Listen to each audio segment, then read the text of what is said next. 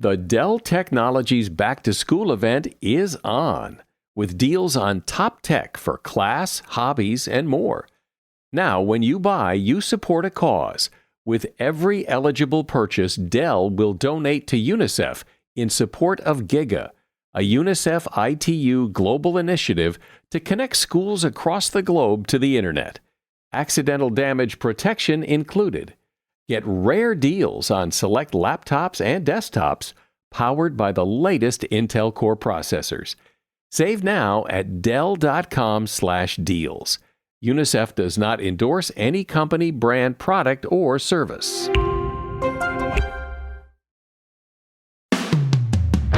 Today on Something You Should Know, where do you keep your loose batteries? I hope it's not in your junk drawer. Then, a fun look at some of your favorite foods, hamburgers, hot dogs, root beer, and the odd story of chicken fingers. Human beings have domesticated chickens over 10,000 years ago, but we didn't have chicken fingers or chicken nuggets until the 1980s. And that really is like, why did it take so long? And it actually comes down to food chemistry. Also, when it comes to getting your groceries home on a hot summer day, time is your enemy. And a look at why and how the internet creates so much outrage and discontent.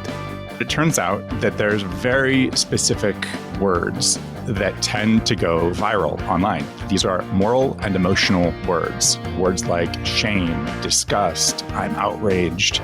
All this today on Something You Should Know. Seems like everyone is selling something online today. And you know what platform millions of people trust to sell their products all over the world? Well, here's a hint. It's the one responsible for nearly $500 billion in global sales.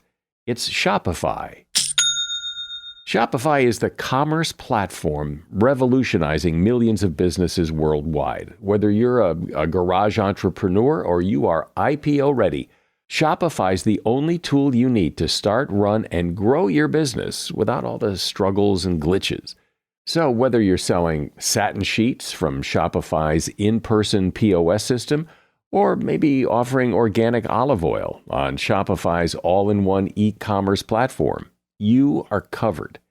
And once you've reached your audience, Shopify has the internet's best converting checkout that will help you turn browsers into buyers. What I love about Shopify is it works no matter what size your business is, and it will help you grow to a bigger size because of all the features and support. Award-winning support. Look, Shopify powers 10% of all e-commerce in the U.S., and Shopify is truly a global force, powering millions of entrepreneurs in over 170 countries. Sign up for a $1 a month trial period at shopify.com/SYSK, all lowercase. Go to shopify.com/SYSK to take your business to the next level. Shopify.com/SYSK. Something you should know. Fascinating intel, the world's top experts, and practical advice you can use in your life. Today, Something You Should Know with Mike Carruthers. Hi, welcome to Something You Should Know. I would imagine that somewhere in your home is a junk drawer. You may even have more than one junk drawer. And there's a pretty good chance that in that junk drawer are some loose batteries. And that could be a problem. If metal comes in contact with both the positive and negative posts of a battery, it can cause a short circuit that generates enough heat to start a fire. And chances are, in addition to loose batteries, there's a lot of metal in your junk drawer. Paper clips, hardware, coins, keys, tacks, steel, wool, pens, aluminum foil, all these things can pose a threat. Add to that a book or two of matches or maybe an old lighter sitting in that drawer, and now the fire danger multiplies. It is best to store batteries in their original package. If they are loose, cover the ends with electrical tape and take special care with 9-volt batteries. They pose the most danger because both the positive and negative contacts are on the same end of the battery, and they can easily come in contact with something metallic, heating up and catching fire. And that is something you should know.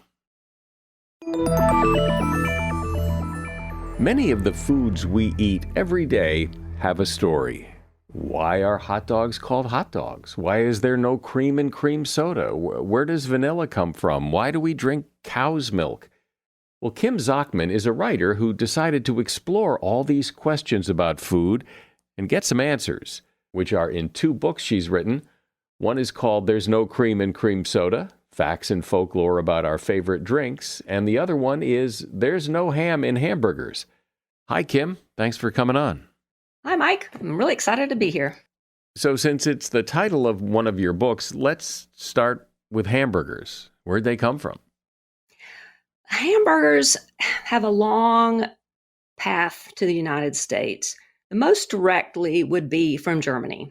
German immigrants came over and they brought with them a recipe that was called Hamburg steak, which was basically chopped beef with onions and cooked in a skillet. Lots of different recipes. Some of them had tomato sauce and others. But the legend of the hamburger, I think, is so interesting. That goes all the way back to Genghis Khan and his golden horde. And supposedly, and again, this is legend, that the soldiers would put raw beef between their horse and the horse's saddle. And they would ride across the countryside, pillaging villages and stuff. And when they stopped to get something to eat, they would just take that ground beef that was between the saddle and the horse and eat it. It was like their lunch. And it would have tenderized it, all that friction from the saddle, and it would be nice and warm from the sweat of the horse. And apparently they ate it. And they showed that method to some Russian armies. And the Russians, they added some onions to it. And that kind of is the legend of the Hamburg steak. But the Hamburg steak was a real recipe, and you can find them in old cookbooks around the turn of the century. Well, hamburgers may have come from Europe or other places, but it has become an all-American food. So how did it do that, and how did it take off the way it did here? It kind of took off in all different areas of the country, and it's interesting to me because there's several people who claim to be the very first person to put a ground beef patty on a bun and call it a hamburger. And then at the 1904 St. Louis World's Fair, there were some food vendors actually selling hamburgers there. And some newspaper articles were written about this new sandwich, the hamburger. And it kind of started growing from there. And then White Castle was the first restaurant chain to open up, and that was in 1921. But it just sort of took off. But I think it also got popular because about the same time as cars became popular, and people were enjoying driving their cars so much that they wanted to actually pick up food and eat in their car. And the hamburger is such a perfect thing to hold in your hand while you're driving around that it just took off, especially with the drive-throughs and the drive-ins and everything in the 40s and 50s. So French fries go along with hamburgers, and I don't think there's anything really French about them, is there? They did start in France, although Belgium begs to differ with that.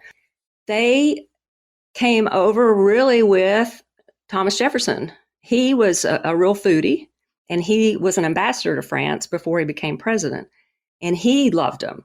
And there's the first written record of French fries is when he requested for a presidential dinner that potatoes fried in the French manner be served.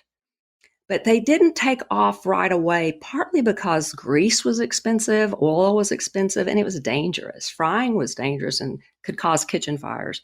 So it was around the 40s and 50s when drive-thrus started happening that restaurants started doing French fries, again, because they're so portable and great to eat in a car. And that's when those two started going together, hamburgers and French fries. And that's when those 40s and 50s periods is when both foods really took off. But actually, French fries are popular and common in almost all countries. They're just called something different.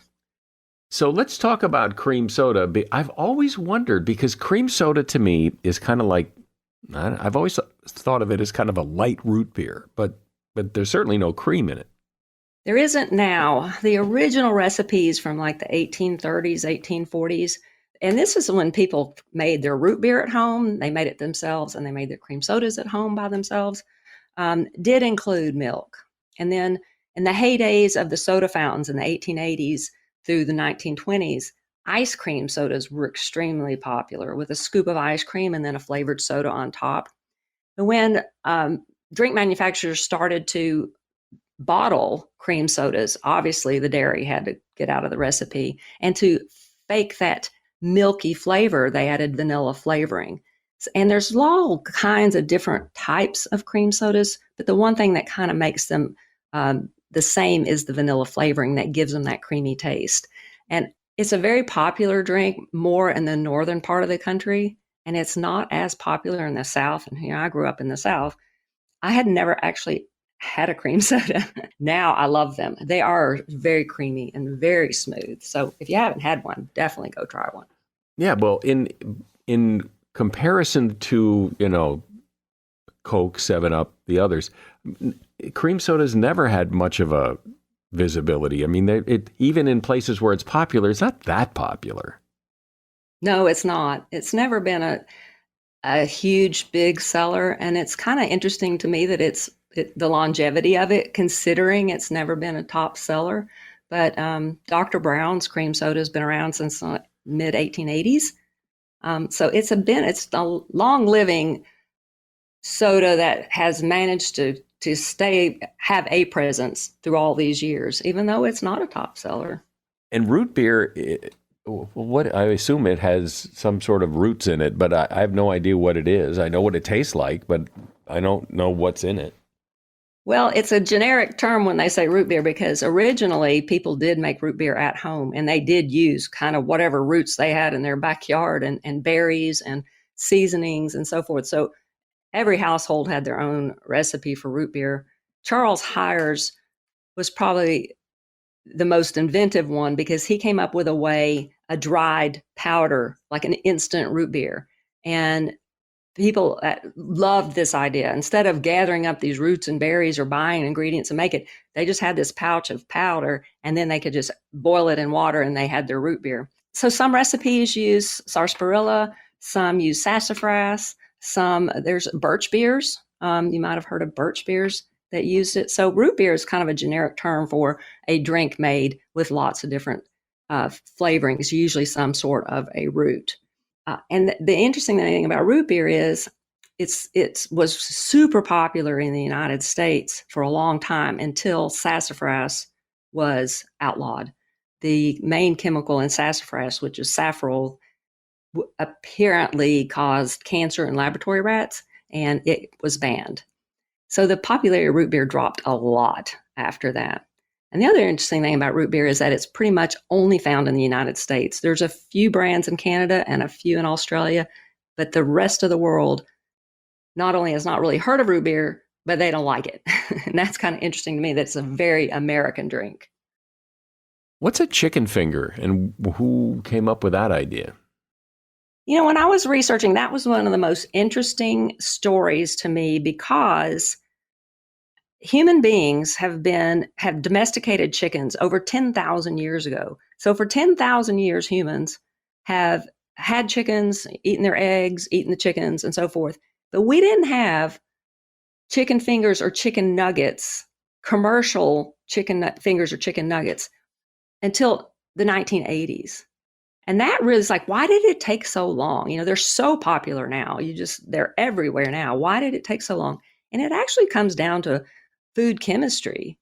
It was really difficult to figure out a way for one thing, deboning chicken is labor intensive, and they had to come up with a better way to do that. But then getting the batter to stick to the chicken through freezing and then a frying process so it could be mass produced was also a real chemical challenge. And finally, the first person that did it was around 1960, and he was a Cornell University food professor. And Robert, I can't remember Robert's name.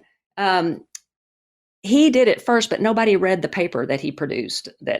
After he succeeded in doing it, nobody read it. So then McDonald's in the early 1980s, late 1970s, they were frantic to come up with a chicken food for their menu, because the United States government had just come out and said eating too much beef is bad for your health. It's bad for your cholesterol. It's bad for heart disease.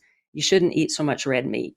And they thought, we've got to come up with something else. So they wanted to come up with a chicken dish for for their menu, and they came up with chicken nuggets. But it did require some very innovative processing to make it happen.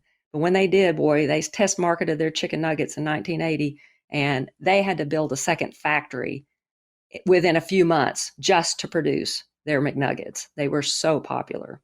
And then the chicken fingers, of course, are just a longer strip.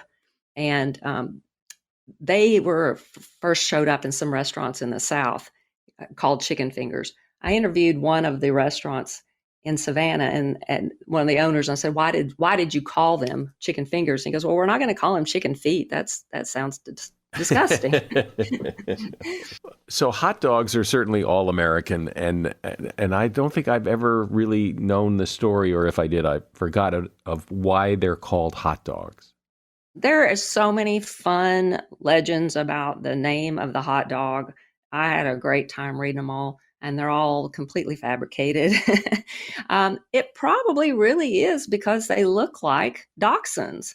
When the Germans immigrants came over and they brought all of their sausages, it's estimated that there's 1,000 different kinds of German sausages. They brought all their sausages over, and they also brought their dachshunds. I mean, that is a German breed, and they brought their favorite little dogs with them. And it really is because they kind of look like dachshunds. And that's the best reason any of the food historians can come up with, is that they're named after dogs. We're talking about the history and stories behind some of America's favorite foods, and my guest is Kim Zachman. She is a writer and author of the book There's No Cream in Cream Soda, and also another book called There's No Ham in Hamburgers. I'm almost certain you've had this problem. You need a doctor, you ask your friends, maybe you look online. Who's a good doctor? Someone who will actually listen to you and make you feel like you're in good hands. And then you find one, and then it turns out that doctor doesn't take your insurance, or they don't have an appointment for 3 months. This is exactly why ZocDoc was created. I've been telling you about ZocDoc for a while. ZocDoc is a free app where you can find amazing doctors and book appointments online. We're talking about booking appointments with thousands of top-rated, patient-reviewed doctors and specialists. And you can filter specifically for ones who take your insurance or are located near you and treat almost any condition you're searching for. And these doctors all have verified reviews from actual patients. The average wait time to see a doctor booked on ZocDoc is between just 24 and 48 hours. Sometimes you can even score same-day appointments. Once you find the doctor you want, you can book them immediately with just a few taps on the app. If I ever need to find a new doctor, ZocDoc is what I'll use. I mean, why would you do anything else? Go to ZocDoc.com/SYSK and download the ZocDoc app for free. Then find and book top-rated doctors today. That's ZocDoc.com/SYSK. ZocDoc.com/SYSK.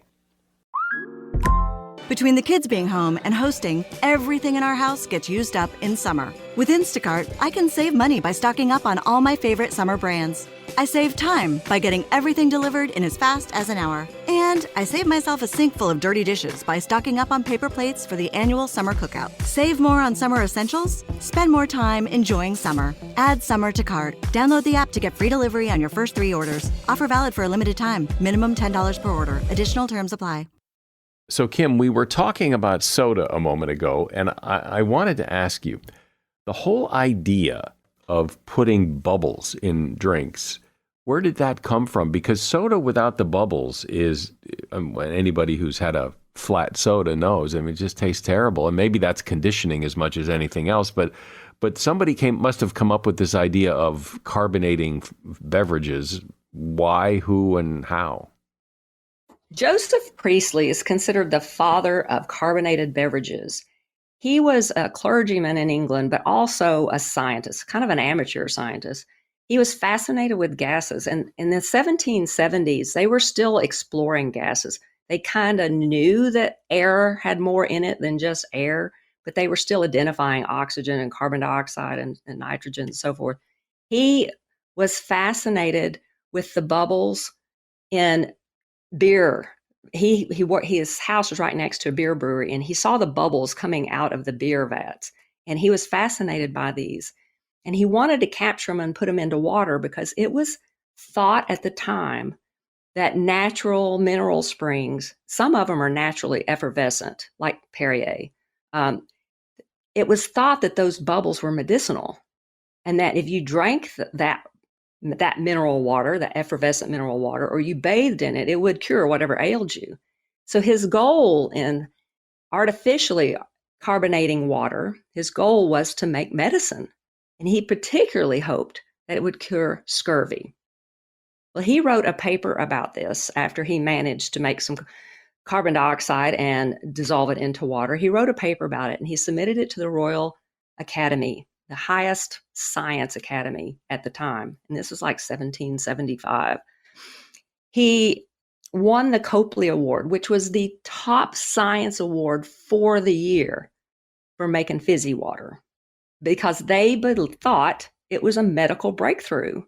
Now people, instead of traveling to these springs like Perrier, and there's Piermont in Germany, instead of traveling there to get their treatment, they could make it in a lab and sell it at a drugstore, which they did. They were originally sold in drugstores as medicine. And that's where the idea for the bubbles came. Now, of course, obviously, it's not medicine, but people loved it. So let's talk about milk and dairy and why we drink the milk of a cow and eat all these products, cheese and everything else that's made with cow's milk. Why? They estimate that humans started domesticating animals about 10,000 years ago. And some of the first ones were goats and sheep and cows. And the cows win just because of volume, basically. A goat might produce 1.5 gallons of milk a day, a sheep a little bit less than that. Well, a dairy cow is putting out 7 to 8 gallons a day.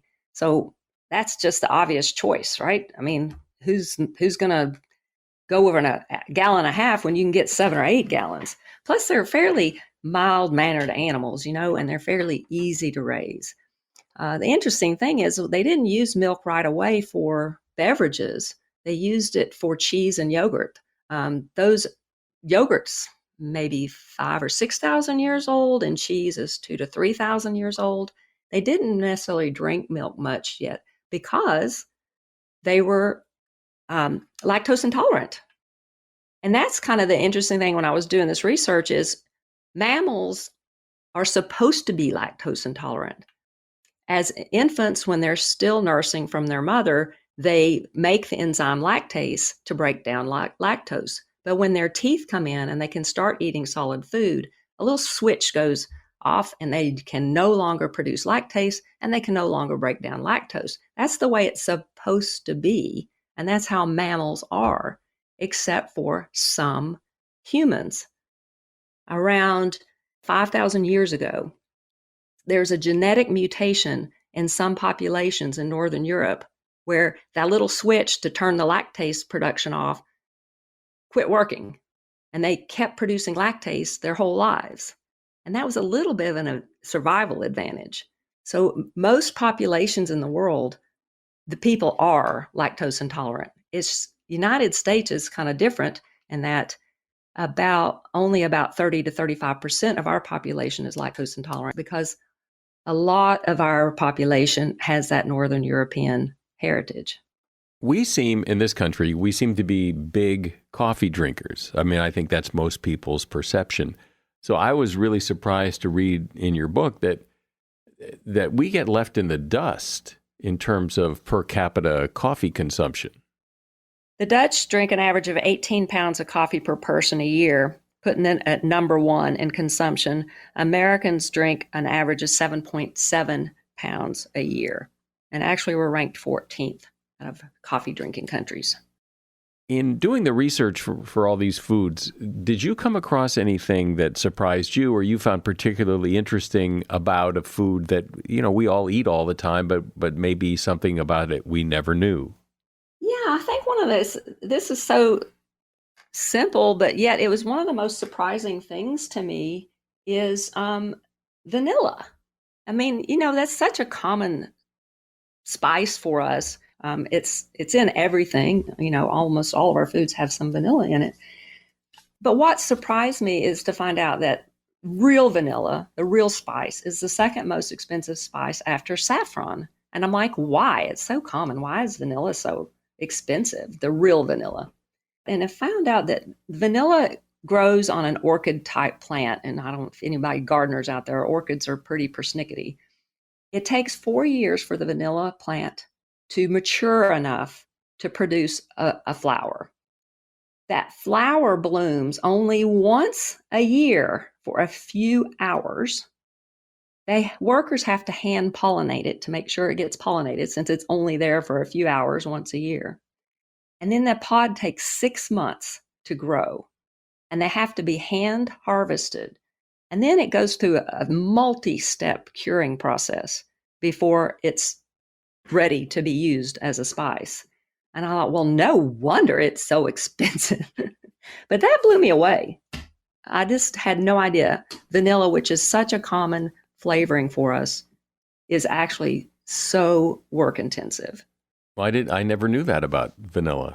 And well, a lot of these things I haven't heard. This has been a lot of fun talking about these stories behind some of our favorite foods.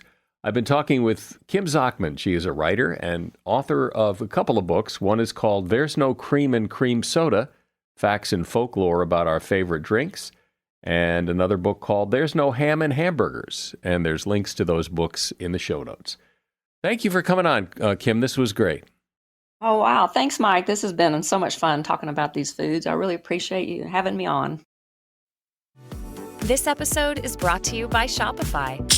That's the sound of switching your business to Shopify, the global commerce platform that supercharges your selling. Harness the best converting checkout and same intuitive features, trusted apps, and powerful analytics used by the world's leading brands. Stop leaving sales on the table. Discover why millions trust Shopify to build, grow, and run their business. Sign up today for your $1 per month trial period at shopify.com/tech23. This episode is brought to you by Certified Piedmontese Beef. Listen up, foodies. Make your next meal even better with real Nebraska beef. They have healthy, tender, delicious Italian heritage beef, grass-fed and sustainably raised on lush pastures in the Midwest. You can even create your own personally curated meat box that's shipped right to your door. To get 2 free steaks with any purchase over $50, use the code FREEBEEF at checkout. Learn more and shop exclusively at cpbeef.com. I bet it wasn't all that long ago that you saw something on the internet that upset you, made you angry, got you worked up, maybe even outraged. The internet can do that and does do that to people all the time, and it has likely contributed to the incivility that we see so much today. So why is that? Is creating all this discontent deliberate? How do we deal with all this outrage? Well, that's something Tobias Rose Stockwell decided to explore. He is a writer and researcher whose work has appeared in The Atlantic, Wired, NPR, and the BBC. He's author of a book called Outrage Machine: How Tech Amplifies Discontent, Disrupts Democracy, and What We Can Do About It. Hey, Tobias, welcome to Something You Should Know. Thanks so much for having me, Mike. So what's going on here? Let's start at the beginning of what's an example of the outrage that seems to get created by the internet that sets people off? Where does this problem begin? It turns out that, I feel like most of your listeners probably have seen something online that makes them upset at some point in time. But it turns out that there's a very specific set of words that tend to go viral online. These are moral and emotional words. So words like shame, disgust, I'm outraged, I'm angry about this. Those types of words actually have a viral advantage online. And for each word that you use in a tweet or a Facebook post or anywhere else that you might post online, there tends to be a 17% boost per word used. So they tend to actually transit and go viral and capture more attention online when we use these words. There's something inherent about moral and emotional language that just tends to be much more common in our online discourse than it is in real life. And are people using these words deliberately to create this outrage, or it just happens that those words tend to do it? Yeah, I think it's a little bit of both. There are certainly bad actors that try to go viral by making people mad, but most of the time, I think it actually comes down to the process of us seeking an audience, right? Like when we say things online, when we post things online, we are unconsciously trying to make sure our content gets views, make sure our content is meaningful to others. And we're inherently signal processing machines. So if we're posting normal stuff, stuff about my day, stuff about a meal I ate, stuff about a new job posting, and then you post something about something you're angry about, right? You see something you're angry about in the wider world, and then you post it online. That tends to get more signal, right? That tends to get more virality and more traction online. So in that process of actually posting it, we get this tremendous feedback from our audiences in which we are actually trained to some degree to actually produce more of that content, right? So when you post something and all of a sudden there's this huge reaction, right? All of a sudden people are paying attention to you for this thing that you posted. A lot of the time, and that's not all the time, but a lot of the time that tends to be stuff that is a little emotionally outrageous. And the data shows that the more we post this kind of stuff, the more we are likely to post it in the future. So it's like a snowball. And there's limits to it, right? People sometimes get turned off by the amount of outrageous stuff that you post online, but there is a feedback effect there. When we post something and it gets a lot of support and a lot of views, we tend to try to do more of that in the future. And that's a subtle, almost unconscious sort of reaction that we have to our content getting traction. What about the people who are doing the reacting? What is it doing to them that they see this and feel the compulsion to respond rather than go, oh, God, Jesus? Yeah, well, unfortunately, that is honestly one of these kind of natural impulses that we have, right? We're highly socially attuned creatures. Our ancestors were hypersocial creatures just like us, and it made sense for our ancestors to be really attuned to social status, to who was doing the right thing and who was doing the wrong thing in our broader communities. We're a very a tribal species. And that's the kind of foundation for it. And so this impulse to really know who is in what ranking in our society, and who is doing the wrong thing and who is doing the right thing. That kind of moral framework is something that we are very just emotionally attuned to. Don't people tire of this? You just get worn out from it all, and pretty soon it doesn't impact you because you just get used to it. There is definitely, I think, fatigue around this, right? Around seeing so much emotionally disruptive behavior online. We do get a little bit overwhelmed, and a lot of us start to tune out from these various conversations that are being had. And I think that's actually part of the problem that we're facing right now is that social media has done some really amazing things for connecting us to like-minded communities, but it's also allowed for a small number of people kind of at the fringes of every debate to grab the microphone and really just kind of dominate the debate with their particular perspective. And I think for a lot of the people in the middle who are just reasonable people trying to get along with their lives and are interested in solving problems and interested in fixing what's wrong in the world, when they see the extremes of these particular conversations that often happen online, they tend to check out and they throw up their hands and say, well, I guess this isn't worth fighting for. This isn't worth fighting about. This isn't worth my attention because it's just too much. And so a lot of people in the middle of the conversation just kind of remove themselves. And I think that's unfortunate because there is so much that's worth talking about and worth knowing about and worth trying to solve.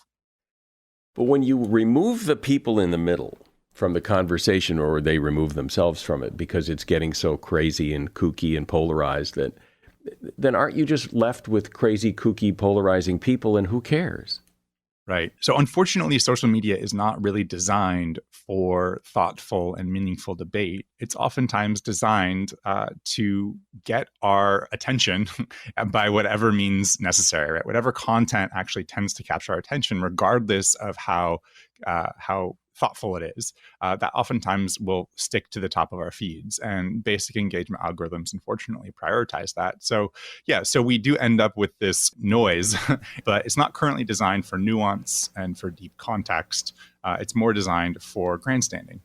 And when you talk about social media, I assume you mean, Facebook, Twitter, Instagram, and the normal places people go. But there are plenty of other places on the internet for thoughtful discussion. And don't thoughtful people go where the thoughtful discussion is? Yes and no. I think that, we're very much prone to falling prey to the defaults, essentially, of these networks, right? So the way that they're designed, we don't really have a choice when we are there. We can completely check out of these spaces, but Facebook is a really important place for a lot of people to find their friends. Journalists use Twitter so much, or X, or whatever it's going to be called in the future. They use it to source stories. So much of our society is dependent upon some of these connection points that these networks provide. And so the defaults of these places really do determine what the discourse ends up being. Do you think, is there evidence to support the idea that because these social media platforms are money-making businesses, that this is by design, that this is deliberate to drive traffic, to be able to sell advertising, and that this is all a big game? I don't think it was intentional. I think that any media platform designed for communication and for so many people interacting with one another is going to have problems. I think this is an emergent property of these tools. And honestly, it goes back, you can look at every major media disruption in our history and see different kind of problems that come forth as a result of how tools are designed and the different affordances that technology has, right? So you can look back at, the early days of newspapers and find, a tremendous explosion of fake news during that time. And it took a lot of trial and error for consumers to figure out what they could trust and what they couldn't trust when they were seeing things in these early newsstands. So I think that social media particularly hasn't been designed explicitly to do this, but this was a byproduct of some just early design decisions. I think 3 specific early design features that came online between 2009 and 2012 fundamentally changed how we interact with each other. And I can speak about those 3, which is just in real short form. The first is social metrics, the availability of likes, the number attached to every single piece of content that we share, the algorithmic feed, so how content is rank ordered in our feeds that prioritizes certain types of emotionally outrageous stuff above other things. And then finally, the one-click share, how easy it is for us to share along information when we're exposed to it, which has brought about this kind of explosion of proliferation of fake news and outrageous content. And each one of these features was designed and implemented, I think, with really good intentions. It made a lot of sense both for the consumer and also the engineers that were building it. But taken together, they've kind of created this toxic combination that has really changed our relationship with each other online. The second of your 3, how the algorithms prioritize emotionally charged content, how is that in the best interests of anybody? The reason we have algorithms rank ordering content is because of a very specific problem. We produce too much information. Now every day we produce, terabytes. And so if you're trying to feed updates to your friends, right, then it makes sense that you wouldn't want the most important stuff to be lost. When you log in, you want there to be a rank ordering of how important that stuff is to you as an individual, right? So the earliest feeds were designed as reverse chronological feeds, right? So you just the most recent stuff you see at the top and the oldest stuff you see at the bottom. And that changed in about 2009. There was a couple of different algorithm changes that were deployed both at Twitter and at Facebook to basically make sure that you didn't miss the important stuff. So it makes sense why we would end up with some kind of rank ordering of our feeds that is in our best interests. And it turns out that that's like a huge part. That's a huge part of why we come back to these tools, so we can see the most important stuff first. It just turns out that there's also these problems with certain types of content being very sticky. It sticks to the top of our feeds because it grabs our attention. I think a reasonable kind of analogy here is like, you wouldn't explicitly say you want to see a car crash, but if a car crash happens, you're going to look at it, right? And so a basic ranking algorithm that is prioritizing for our engagement will rank order a car crash above other content because it's where our attention is going. So in some ways, these are just imperfect algorithms right now. We're trying to figure out how to actually make them more healthy for us as a society. So what do you think is the big picture harm here? Because my sense is, even when I see something outrageous on social media, it kind of, what happens on social media stays on social media. That, I don't take it out into the real world and, scream from the rooftops. You kind of get it out of your system on whatever platform you see it on, and life goes on. I think that one of the key things to recognize about social media is that the information that is on social media does not stay there. Right? Information is inherently transitory. It jumps. When you hear about a scary or threatening or morally outrageous thing that happens on social media, that sticks with you. And then you might tell it to your friends around the water cooler or around the dinner table or at your congregation. These things come up and they stick with us. So, and more importantly, journalists love social media. They love social media for all the reasons that we just laid out. It's just like a very easy and powerful tool for finding what seems to be important, what people are talking about in the world. And they then write stories that end up in our broader news environment. So, even if you're reading the New York Times or whatever kind of mainstream news source you go to, you're actually consuming information that was generated by social media a lot of the time. But again, so what? What's the harm? What's the big harm here other than people get upset in the moment and they fire off a response but what's the harm to the nation, to the culture, to the neighborhood? What's the big deal? Yeah, so I think it goes back again to this idea of kind of cynicism when we're overwhelmed with narratives that might counteract our ability for having a reasonable conversation about things, right? So if I'm exposed to a whole bunch of really threatening narratives, it does something strange to our brains, right? If we experience and are exposed to a large number of threats to our groups, to the values that we hold dear, then we have this kind of trigger response thing that happens in which we feel called to default to this sort of kind of tribal disposition in which our identity groups become much, much more salient and much more important, right? So if we see someone threatening a group that we hold dear, right? Or a group whose values we hold dear, we feel called to defend them. And that's very unfortunate because I think that does lead to polarization in a very real way, because it's very easy to kind of tap into this or default to this us versus them mentality when we are exposed to a lot of these threatening narratives. And again, I don't think it's indicative of reality. Unfortunately, when we're seeing so many of these kind of problematic ideas in front of us, it actually distorts our perception of what is really happening in the world. And so, having looked at this as closely as you have, are you shining a light on a problem, or are you offering a solution? Because it seems like it's pretty tricky to fix this. It is. I agree. And it turns out that there are a number of different interventions.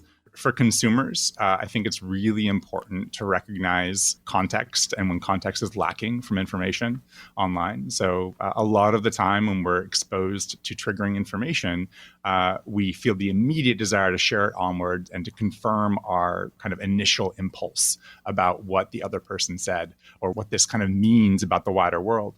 And it turns out that actually fast flowing information, which is the kind of information that we tend to see online much of the time, it tends to be lacking context, it tends to be emotional, and it tends to be inaccurate. So the faster the information travels, there's a strong correlation with inaccuracy, lack of context, and emotionality. So it's important for us as individuals to recognize that most of that fast traveling information is actually not going to be the best reflection of reality. But do you think, or is there any evidence to suggest that people are tiring of this? Because I remember, when I would see things online and would get all like, oh my God, nothing. It doesn't bother me anymore. I don't get outraged. I either don't believe it or I don't care. Like I said earlier, I'm tired of it, and I don't stop what I'm doing and take the time to write a response. Is that a common reaction? Definitely. And I think that there's good things about checking out and bad things about checking out. The good thing is that, if there's too much heavily emotional information that we're exposed to, if there's too many people angry about things, then it's like, ugh. But there is a deeper cynicism with this that's problematic. And it's kind of a balance, right? You want to be exposed to good information on a regular basis. And unfortunately, as I said, these social spaces are becoming so deeply important for our discourse and for how we get the news and for how we see our neighbors and our friends, and more particularly how we see our enemies, right? And how much we dehumanize our enemies, how much we hate our enemies. And so there is this like cynicism, which unfortunately is a little bit antithetical to being in a democratic society. Like, we need to be engaged around the problems that we're actually facing to know what is really broken so we can fix it. And that's very much the point of a democracy. Democracy itself is meant to be kind of like an outrage machine insofar as like we're meant to get together, identify the problems, get outraged about those problems together, and then focus on electing representatives that can solve those problems for us. And when that process of parsing reality on our own is distorted, then we actually might solve the wrong problems and make new problems in the process. One thing we haven't talked about is in this mix of social media and news and everything, we hear that there are bots, that there are robots that are posting things that really inflame. And so you can talk about that. We have all, you may or may not know it, but we've all been exposed to bots online. There's literally millions of fake accounts that have been developed and launched, many by foreign actors, both Russian and Chinese bot farms that are built to kind of sway public opinion around certain issues. And I want to say this again to make people more cynical and more skeptical about this stuff, because a lot of these platforms are doing their best. This is one thing they're really trying to do, is reduce the amount of bots that are found on these platforms. But if I say something, if you want a certain message, a certain idea to get out there, what you can do is you can actually build a bot farm. Or you can hire a bot farm. There's actually kind of dark web services that do this. And you can generate a whole large number of fake accounts that will amplify the specific message that you want to get out there. So, if you see a tweet online, and it has some kind of some outrageous statement in it, or a news item that might not be totally true, and you see, a huge number of retweets and likes on that, sometimes what can happen is they can seed that post and make it look like it's much more popular than it actually is. So that's a signal boosting of a certain type of information that is actually not accurate or reflective of reality. Well, this is certainly something important to think about, because as we discussed, this isn't going away. And in many ways, it seems the outrage on social media is only getting worse. So it's something important to address. I've been talking to Tobias Rose Stockwell. The name of his book is Outrage Machine: How Tech Amplifies Discontent, Disrupts Democracy, and What We Can Do About It. There's a link to that book in the show notes if you would like to read it. Appreciate it. Thanks, Tobias. Thank you, Mike. This was awesome. Really appreciate it. Grocery shopping on a hot summer day is a completely different errand than grocery shopping other times of the year because of the heat. According to the FDA, you really need to get food home in the fridge within 2 hours if it's at room temperature. But on a hot summer day, like 90 degrees, the rule is 1 hour max. On a hot day, the interior of your car and trunk can be sweltering, as I'm sure you know. And one quick stop or traffic hassle on your way home can ruin that expensive food and put you and your family at risk for foodborne illness. You might want to consider keeping a cooler or insulated bag in your trunk so when you're loading your car with groceries, you can take a minute to put the meat, poultry, seafood, eggs, and frozen food items in the cooler and buy yourself some time. And that is something you should know. Podcast listeners love recommendations because there's so many to choose from. It's nice to hear that somebody says, hey, I like this podcast. You might want to give it a listen. And I'm hoping you would take a moment to say that to someone you know about this podcast and recommend it. I'm Mike Carruthers. Thanks for listening today to Something You Should Know.